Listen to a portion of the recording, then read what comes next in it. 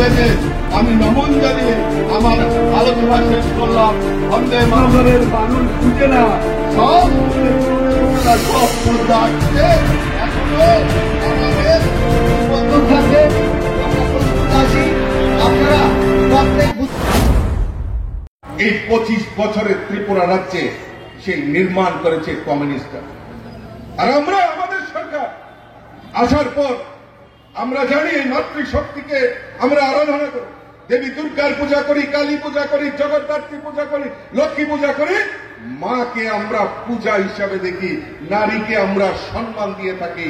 মাতৃরূপেণ সংস্থিতা, সেই সংস্কার আমাদের মধ্যে রয়েছে।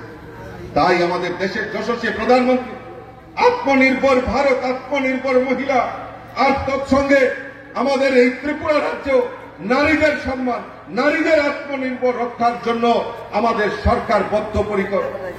নারীদের, মাতৃজাতির রোজগার বৃদ্ধি করতে হবে, সেই লক্ষ্যমাত্রা রেখে আজকে 49,000 সেলফ হেল্প গ্রুপ আমাদের এই ত্রিপুরা রাজ্যে নির্মাণ হয়েছে, মাতৃশক্তি জাগরণ হয়েছে। তাই ভারতীয় জনতা পার্টির যত অনুষ্ঠান হয়, মহিলাদের সংখ্যা, উপস্থিতি পুরুষদের থেকেও বেশি সংখ্যা হয়, সেটা আমরা গর্বের সঙ্গে বলতে পারি।